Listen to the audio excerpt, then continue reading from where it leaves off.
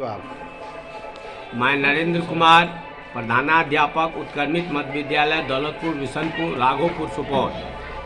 गणतंत्र दिवस हमारे देश का राष्ट्रीय पर्व है। प्रत्येक वर्ष हम लोग गणतंत्र दिवस के शुभ अवसर पर शहीदों को, उन महापुरुषों को याद करने का काम करते हैं जिन्होंने हमारे देश को स्वतंत्रता दिलाई। इन स्वतंत्रता दिलाने में हमारे देश के महापुरुषों ने, हमारे देश के अनेक शहीदों ने अपनी कुर्बानियां दे दी थी। हमारे देश में अंग्रेजों ने लगभग 200 वर्षों तक शासन किया।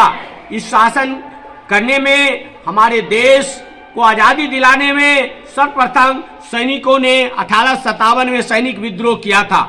उसके बाद गांधी जी के नेतृत्व में 1930 में असहयोग आंदोलन, 1920 में असहयोग आंदोलन, 1930 में सविज्ञा आंदोलन, 1942 में भारत छोड़ो आंदोलन चलाए।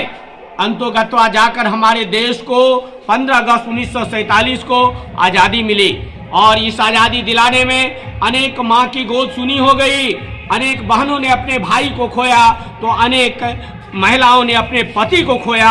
अंतोगत्वा जाकर हमारे देश को स्वतंत्रता मिली और यह स्वतंत्रता दिलाने में हमारे महापुरुषों का अहम योगदान रहा, जिसमें गांधी जी के नेतृत्व में डॉक्टर राजेंद्र प्रसाद, भीमराव अंबेडकर, लोहिया जैसे अनेक महापुरुषों ने अपने तन मन धन से आंदोलन को तीव्र गति दी और हमारे देश को स्वतंत्रता दिलाई। इसलिए हम लोग प्रत्येक वर्ष 15 अगस्त और 26 जनवरी ये दो हमारे राष्ट्रीय पर्व हैं, जिसमें हम लोग उन शहीदों को नमन करने का काम करते हैं। और 26 जनवरी मुख्य रूप से हमारा देश गणतंत्र घोषित हुआ था।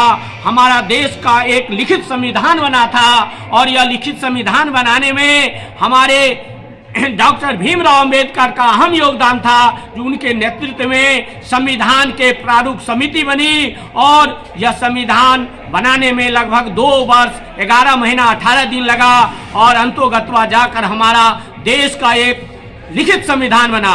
और यह लिखित संविधान देश का ही नहीं, हमारे विश्व का सबसे बड़ा लिखित संविधान बना और उसके तहत हमारा देश हर एक पहलू पर वर्णन करते हुए वह गणतंत्र घोषित किया गया।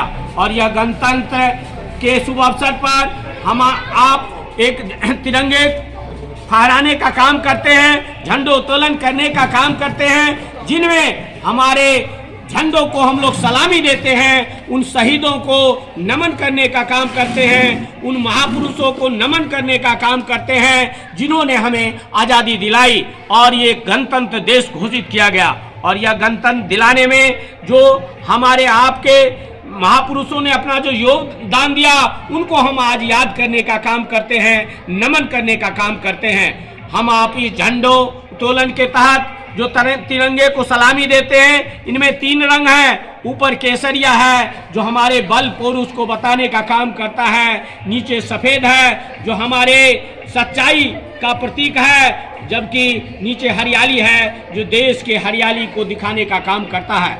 इस 26 जनवरी के अवसर पर हम सभी देशवासियों को एकता के साथ रहने, देश हमारे समाज को आगे बढ़ाने के एक दृढ़ संकल्प के साथ काम करनी चाहिए और साथ ही हम इस शुभ अवसर पर सबको एकताबद्ध होकर देश के विकास, समाज के विकास के लिए काम करनी चाहिए।